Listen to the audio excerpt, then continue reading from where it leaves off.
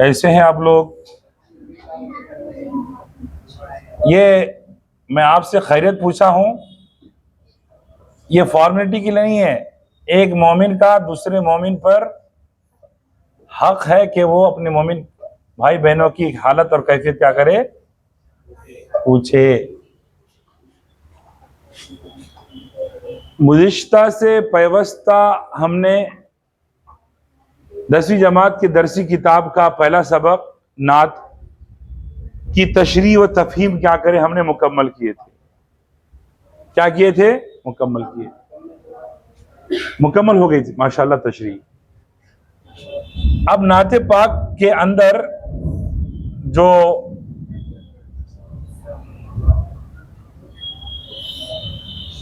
Grammar part है, कवायद का हिस्सा है, उसको पढ़ने की कोशिश करेंगे इंशाल्लाह।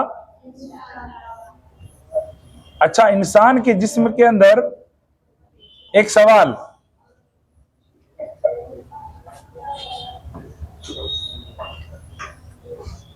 इंसान के जिस्म के अंदर वैसे तो हर अज़्व जो है, हर हिस्सा जिस्म का बहुत ही अहम है, बहुत ही महत्व है, प्रीशियस है।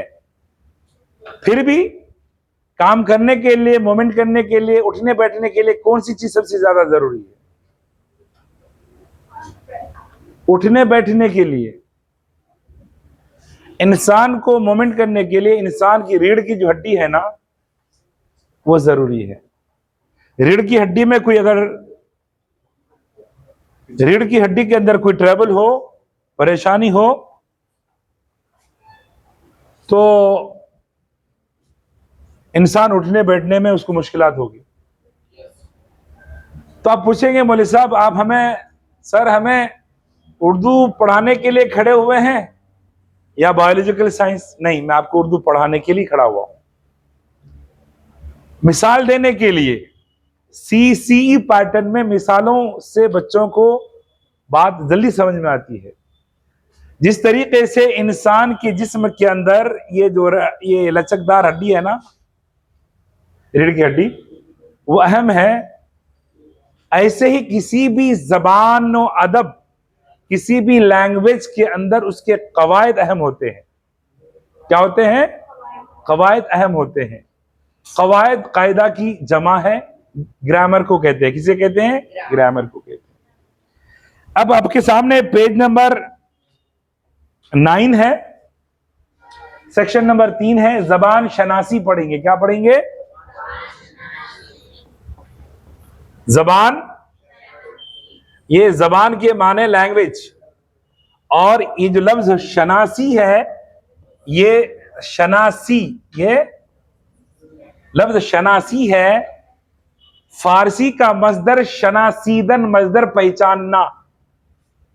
कोई हमारे पहचानत के अगर मिल गए, ये हमारे शनासा हैं, यानी इनको मैं पहचानता हूं।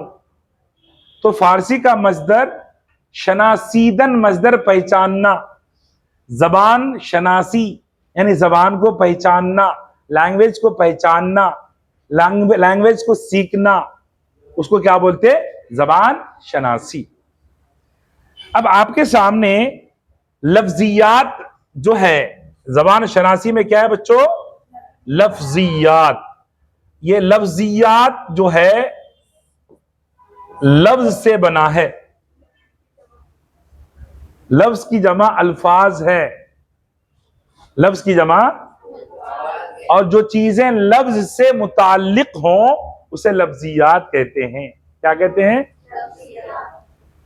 तो आपके सामने ये जो हिस्सा अलिफ है, इन अल्फाज के मुतरादिफ नाते पाक से तलाश करके लिखने के लिए कहा गया है। पहला लफ्ज क्या है आपके पास? जरा देखिए, बोले बेटे। रेस्पॉन्डिंग, माशाल्लाह, ऐसे बच्चे होने चाहिए। पहला लफ्ज क्या है? पहाड़ है। तो पहाड़ का मुतरादिफ, पहाड़ का, ये हम कौन से अल्फाज यहां पे निकाल रहे हैं? मुतरादिफ। किस में से निकालना है? जबल तो है नाते पाक से, ये पहाड़ का मुतरादिफ जबल है। मुतरादिफ किसे कहते हैं? अंग्रेजी में उसे सिनोनियम कहते हैं। क्या कहते हैं?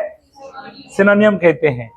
एक ऐसा लफ्ज जो इसके सेम मीनिंग हम माना उसी की तरह माना रखने वाला एक और लफ्ज हो, उसको क्या कहते हैं? मुतरादिफ कहते हैं। अंग्रेजी में क्या कहते हैं? सिनोनियम कहते हैं। तो पहला लफ्ज का क्या लिखे अपन? जबल लिखे। आवाज का मुतरादिफ बोलिए बेटे। Very good. लेकिन अपन जो है ना, सदा नहीं पढ़े, नाते पाक से लिखना है, सदा नहीं पढ़े अपन। क्या लिखे? क्या पढ़े? सौत। हालांकि जो आप जवाब दिए वो भी माशाअल्लाह ठीक है, वो भी लिख दिया मैं, आप खुश हो जाओ, वो भी मुतरादिफ है। लेकिन हमको नात जो पढ़े उसमें से निकालना है।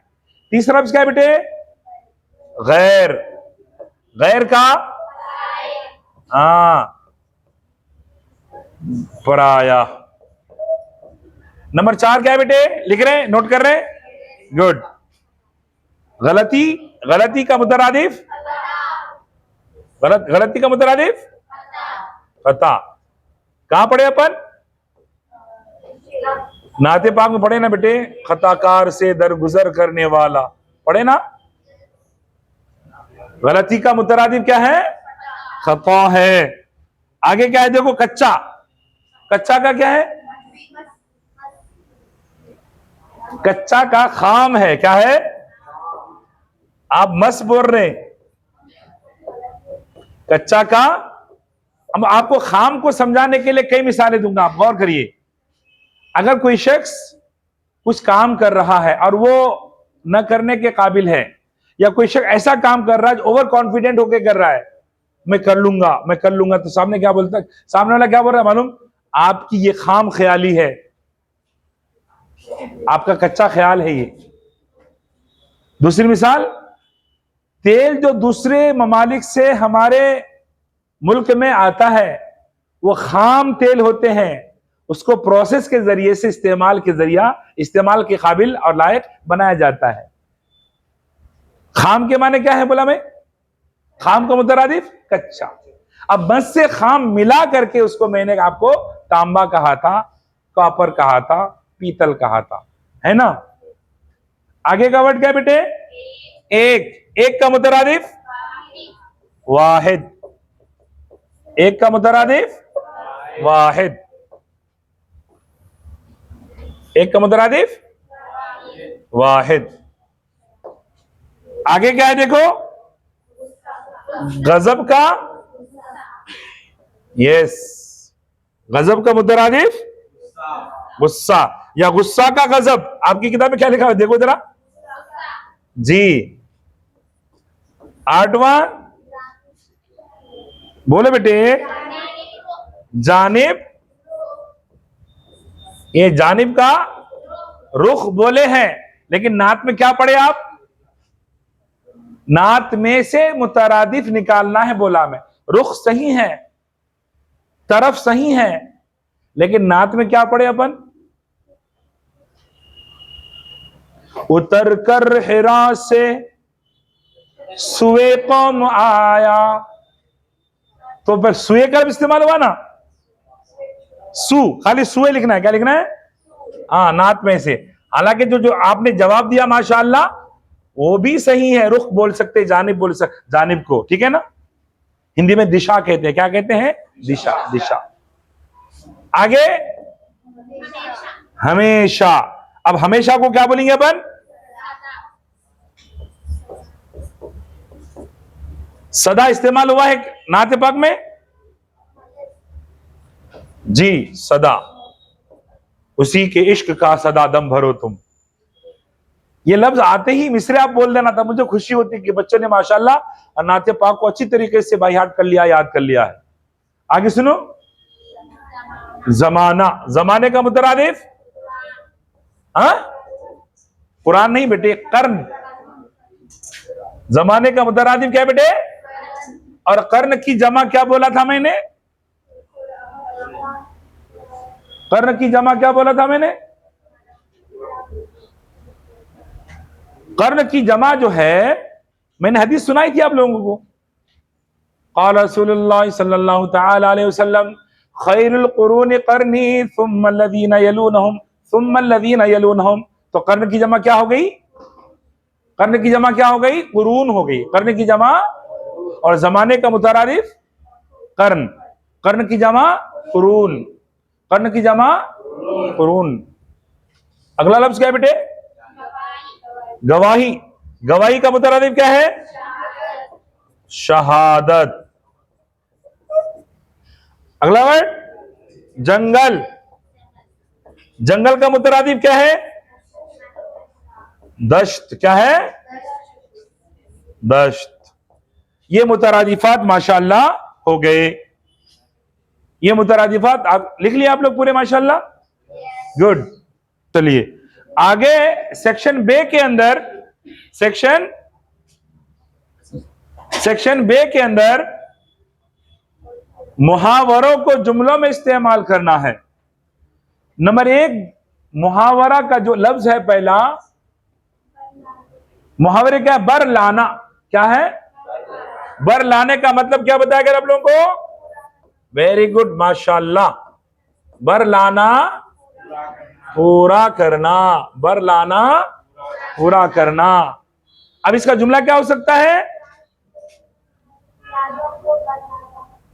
कोई कहीं को भाई काश अल्लाह हमारी मुरादें बर लाते, काश अल्लाह हमारी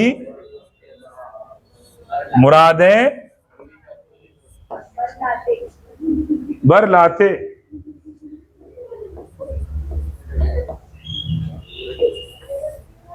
no one permitted to talk बेटा। यू कैन आस्क मी, मुझे आप पूछ सकते हैं और पूछने से मुझे खुशी होगी और पूछना चाहिए बच्चों को, कुछ ही समझ में नहीं आए तो। आगे क्या है? काम आना। किसी की मदद करने को क्या बोलते? काम आना। आप इसके माने समझ लो मदद करना। हमारे नबी सल्लल्लाहु अलैहि वसल्लम, बोलिए हमारे नबी सल्लल्लाहु अलैहि वसल्लम अपने और पराए के काम आते थे। ये हिस्सा मैं एरेज कर दूं?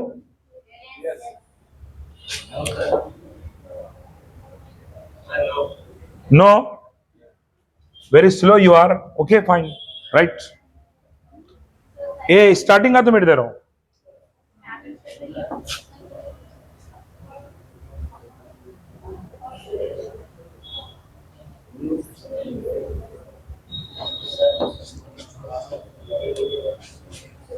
अगला मुहावरा क्या बेटे? गम खाना। अगला मुहावरा क्या है? गम खाना, यानी गम में शरीक होना। गम खाना यानी गम में शरीक होना।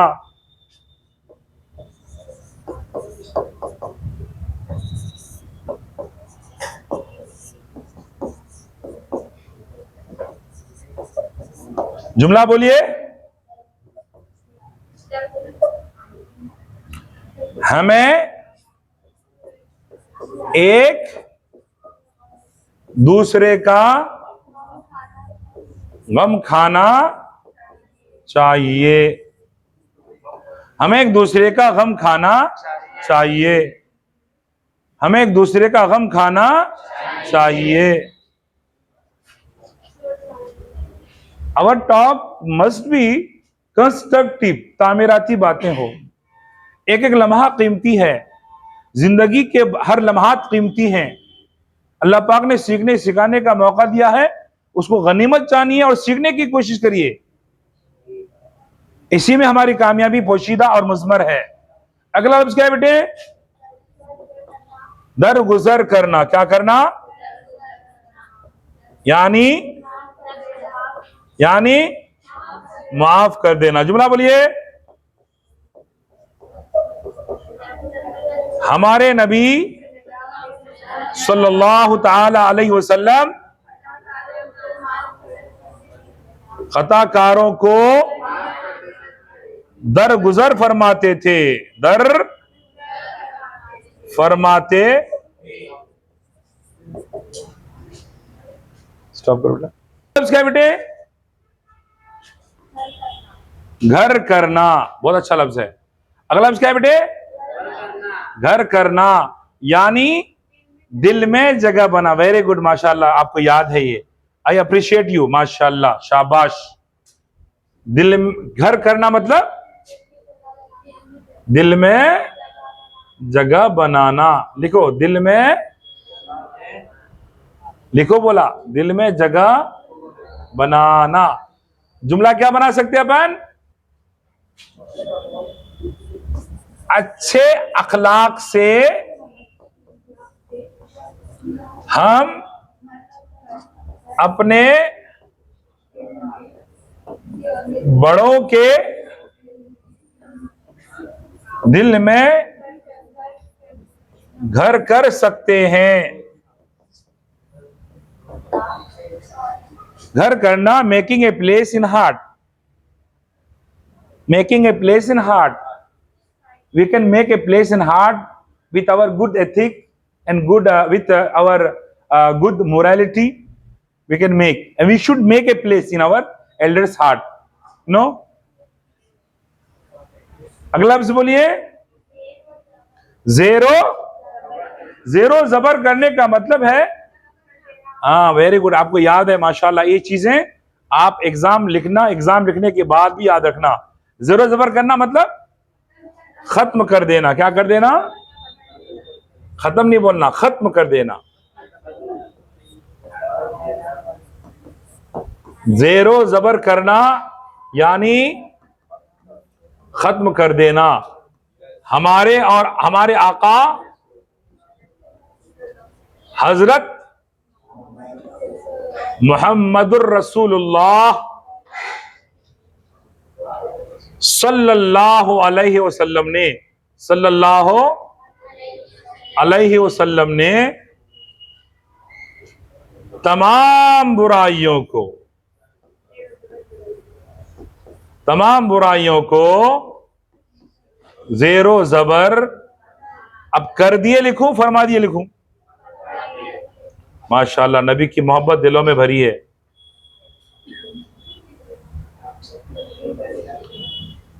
तमाम बुराइयों को जेरो जबर फरमा दिए जी। अब अगला वर्ड क्या बेटे? सफा पलटाइए आप आगे। शेरो, शेर नहीं है वो, शीरो। शीरो शकर का एक लफ्ज है, शीरो शकर होना, और एक मुहावरा है शीरो शकर करना, और एक मुहावरा है शीरो शकर होना। दोनों के माने एक है मगर इस्तेमाल अलग अलग है। होना मतलब शीरो शकर होके रहना, मिलके रहना, और करना मतलब दूसरों को कर देना। यानी रसूलुल्लाह सल्लल्लाहु अलैहि वसल्लम ने लड़ते हुए कबाइल को शीरो शकर कर दिए, फरमा दिए। और होना बोले तो हम तमाम मुसलमानों को तमाम भेदभाव छोड़कर शीरो शकर होकर रहना चाहिए। दोनों का इस्तेमाल बता दिए ना आप लोगों में। लिखिए अब,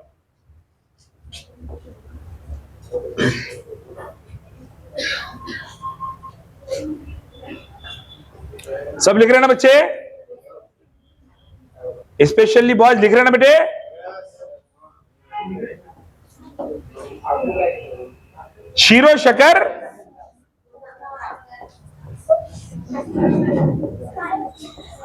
शकर जो है ना, शुगर को बोलते, शीर को मिल्क को कहते हैं, दूध को कहते हैं। यानी दूध में शक्कर गिरने के बाद जैसे मेल्ट हो जाते, डिजॉल्व हो जाते, मिल जाते, घुल जाते, महलूल हो जाते, ऐसे ही हमें एक दूसरे के साथ मिलके रहना चाहिए। शीरो शकर होना यानी मिलकर रहना, मिलकर। जुमला, हमें शीरो शकर होकर रहना चाहिए, रहना। अब ये करने का जुमला कोई बोलो मेरे को, करने का कैसा बोलेंगे? सेम वर्ड है, उसको करने में कैसा इस्तेमाल करेंगे? फिर शेर बोल रहे हैं बेटा, शेर जू में है, ये शीर है। शीरो शकर करना, शीरो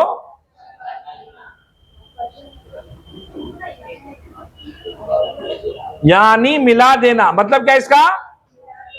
मिला, इसका मतलब है मिला देना। मैं पढ़ाते हुए कुछ ग्लास मिल्क वगैरह ड्रॉ करके बताया था ना, ताकि ये नक्शा जो मैंने मिल्क ग्लास का ड्रॉ किया था, नक्शा उतारा था, ग्लास में दूध बताया था, उसमें शक्कर डालते बताया था, यानी शक्कर दूध में गिरने के बाद जैसे महलूल हो जाती है, चीनी महलूल हो जाती है, मिल जाती है। इसका मतलब हमें इत्तेफाक, इत्तेहाद, यूनिटी, मोहब्बत के साथ रहना चाहिए, मिलकर रहना चाहिए। तो इसका जुमला मिला देना। जुमला देखिए, लड़ते हुए तलबा को उस्ताज़े मोहतरम ने शीरो शकर कर दिया, शीरो शकर कर दिया। राइटिंग समझ आ रही है आप लोगों को? मैं इसलिए पूछ रहा हूं कि बोर्ड जो है ना, कौन सा बोर्ड है बोलते इसको? डिजिटल स्मार्ट बोर्ड है, तो उसमें फिर क्या बोलते सो लिखने में जरा लिख तो ले रहा हूं माशाल्लाह, आपको समझ आ रहा नहीं आ रहा? बोलो बेटे, आ रहा नहीं आ रहा? आ रहा। ये माशाल्लाह हो गए। अब आपके सामने अगर ये हो गया तो मैं दूसरा बोलता हूं।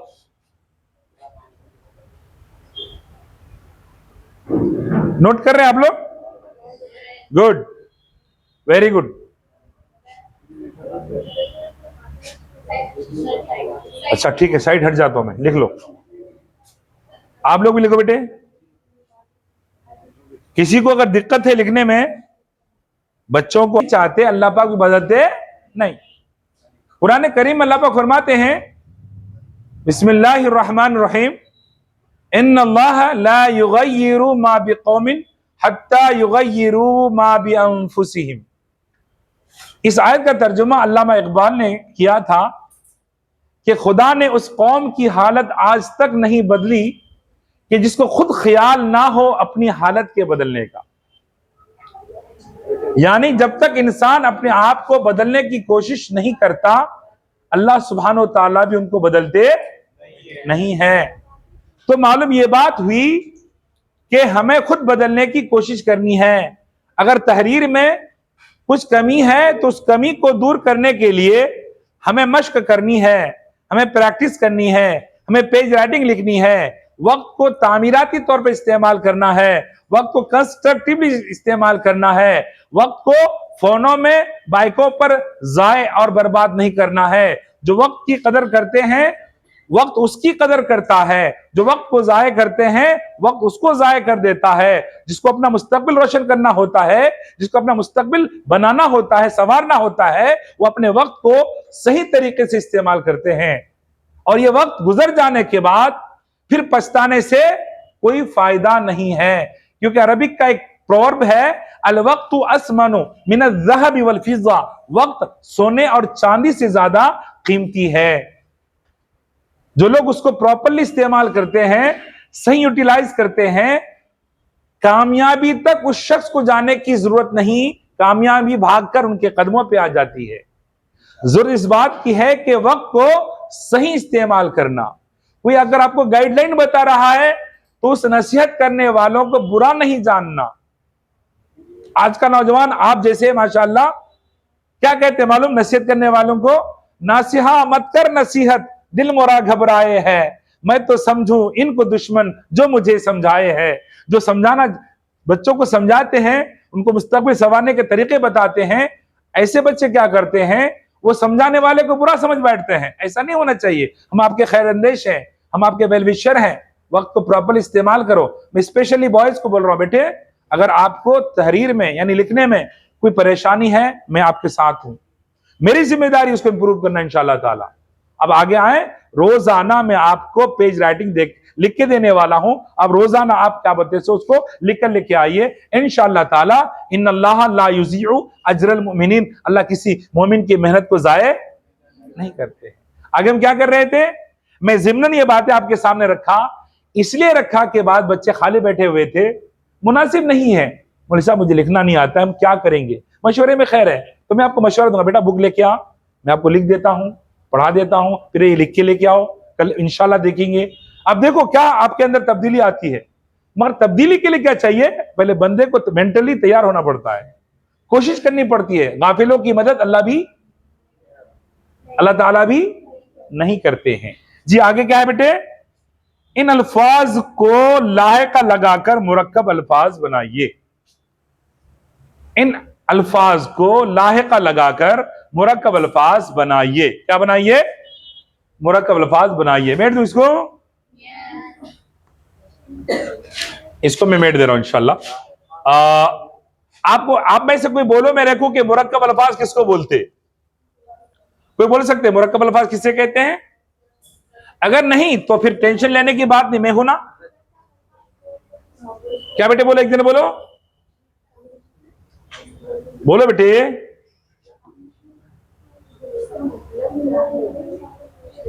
सुनो, दो लफ्ज मिलकर जब एक माना पैदा करे उसे मुरक्कब लफ्ज कहेंगे। मसलन मिसाल के तौर पर मैं यहां पर क्या बोला आपको, मैं आपको बोला यहां पर एक लफ्ज लिख रहा हूं, ये गुल है। ये गुल मुरक्कब नहीं है, ये मुफरद है। क्या है? मुफरद है। अब इसके साथ में लगा दिया सिता, इसका मुरक्कब टोटल क्या बना? गुलसिता। अब ये गुलसिता के माने गार्डन के हैं, गुलसिता के माने बाग के हैं, ठीक है? ये मुरक्कब लफ्ज है। क्या है ये?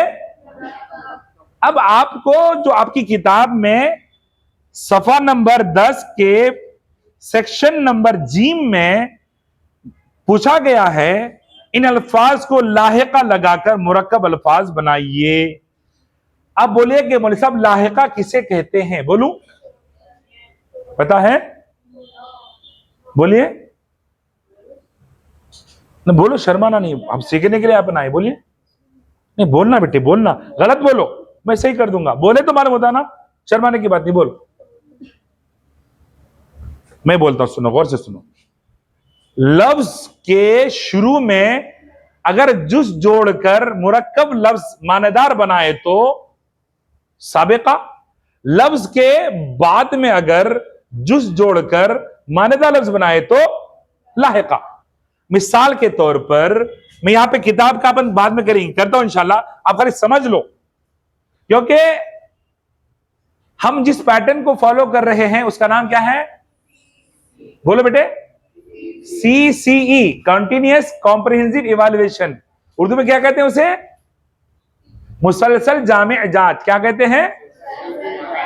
इस पैटर्न में कॉन्सेप्चुअल स्टडीज होती है। कॉन्सेप्चुअल स्टडीज का मतलब यह होता है आपकी किताब में जो लाहिकी की मिसालें बताई गई हैं या बनाने के लिए कहा गया है, इन्हीं अल्फाज का इम्तिहान में आना जरूरी। अगर आप समझ लेंगे कॉन्सेप्ट को लाहिका बनाने का, तो एग्जामिनर यानी मुम्तहिन कौन सा भी लफ्ज आपको देने दो, आप बनाने पे कादिर रहेंगे इंशाअल्लाह। तो मैं आपको बताना चाहता हूं, यहां पर देखो, किताब से हट के ये लफ्ज क्या लिखा मैं? ईमान लिखा। क्या लिखा? समझ में नहीं आया? ऐसा ईमान ऐसा लिखूं? क्या लिखा मैं? ईमान। अब ईमान एक लफ्ज है और उस लफ्ज से पहले जुज जोड़ रहा हूं मैं। क्या जोड़ा? ये बेईमान। जुज किधर जोड़ा? शुरू में, आखिर में? अब शुरू में अगर जुज जोड़े तो एक मुरक्कब लफ्ज बन गया बेईमान, और मीनिंगफुल भी है, तो ये बन गया साबिका। जुज अगर शुरू में जोड़े तो साबिका, और अगर जुज को हम बाद में जोड़ेंगे तो लाहिका। अब पढ़िए बे को हटा करके, भाई आप इसको छोड़ दो। अब ईमानदार, तो जुज को किधर जोड़ा मैं? बाद में। वही लफ्ज है, जुज को पहले जोड़ा तो साबिका, जिसको बाद में जोड़ा तो लाहिक। अदब है, क्या है? अदब। अदब के शुरू में बा मिलाया तो साबिका लाहिका, साबिका, वेरी गुड। हया है, हया के शुरू में बे लगाया, साबिका लाहिका। हया के आगे दार लगाया, साबिका लाहिका। माशाअल्लाह, you understood the concept of साबिका और लाहिका। अब दुनिया के कौन से भी अल्फाज आपके मुम्तहिन यानी एग्जामिनर देने दो, you will be able to write the answer इंशाअल्लाह ताला।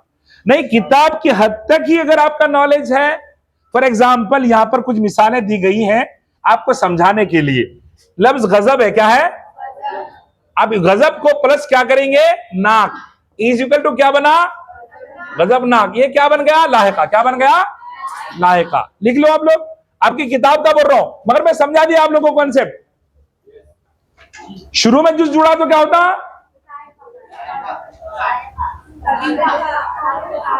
शुरू में जुज जुड़ा तो क्या होता? गुड। और बाद में जुड़ा तो क्या होता? लाहिका। अभी आपकी किताब में जो है दूसरा वर्ड क्या है? खिदमत। खिदमत के बाद क्या जोड़ेंगे अपन? वेरी गुड, गुजार। इज इक्वल टू क्या बना? खिदमत गुजार। क्या बना? ये किसकी मिसाल लिख रहे हैं अपन? लाहिका की मिसाल। हवा लिखा हुआ है, क्या मिलाएंगे अपन? दार। इज इक्वल टू क्या बना? हवादार। हमारी जमात यानी क्लास जो है, बोलो, हवादार है। फिर भी बच्चों को गर्मी हो रही है, पीछे से खुला हुआ है, पंखे चल रहे हैं, यहां से खुला हुआ है। देखो, इन्ना माअल उस्री युस्रा, हर तंगी के बाद आसानी है। ये गर्मी झेलेंगे तो डॉक्टर कहलाएंगे इंशाअल्लाह। ये गर्मी झेलेंगे तो इंजीनियर कहलाएंगे, प्रोफेसर कहलाएंगे, आईएएस कहलाएंगे, आईपीएस कहलाएंगे, मुदर्रिस और मुअल्लिम कहलाएंगे इंशाअल्लाह। थोड़ी बहुत तो अपनी जिंदगी में दुनिया में है ही तकलीफ, दुनिया की तकलीफ की जगह है, ठीक है ना? तो हवादार समझ में आया? लिख लिया आप लोग। अगली मिसाल क्या है बेटे? फरमा प्लस बरदार इज इक्वल टू फरमा बरदार। ओबीडियंट को बोलते, किसको बोलते? ओबीडियंट को बोलते। आगे का वर्ड है मुसीबत प्लस जदा इज इक्वल टू मुसीबत जदा। वो लोग जो मुसीबत में मुब्तला है उसको क्या बोलते हैं? मुसीबत जदा। खता प्लस कार इज इक्वल टू, जो लोग गुनाह करते हैं उसको क्या बोलते हैं? खताकार कहते हैं। तलब प्लस गार इज इक्वल टू, हम सब अल्लाह ताला के रहमत की बारिश के तलबगार हैं। अल्लाह ताला हम सब पर रहमतों वाली बारिश बरसाए, आमीन। जहमतों वाली बारिश से हमारी हिफाजत फरमाए। आगे दिल प्लस दार, दिलदार। वो लोग जो आपका दिल रखते हैं। मौलवी साहब, आज अपन क्या करेंगे? क्लास में बैठ के बैतबाजी खेलेंगे। बैतबाजी किसे कहते हैं पता है? अशार पढ़ना, अशार के आखिरी लफ्ज को लेकर फिर दूसरा शेर बोलना। वो जो आखिर छोड़े आखिरी वर्ड से फिर उन्हें दूसरा शेर बोलना। हम फिल्मों के बारे में ना जानते हैं ना जानना चाहते हैं, उसको अंताक्षरी कहते गानों के ऊपर करते हैं। तो बच्चे बहुत दिनों के बाद बोले, मौलवी साहब पढ़ पढ़ के थक गए ना, आज एक काम करेंगे, अपन क्लास में बैतबाजी खेलेंगे। तो मैं बच्चों की दिलदारी करते हुए उसकी इजाजत दे दी और मैं बच्चों का क्या बन गया? दिलदार बन गया। उनका दिल रख लिया, उनकी बात को टाला नहीं। आगे है इताअत प्लस गुजार। इताअत प्लस गुजार मतलब, इताअत गुजार का मतलब क्या है?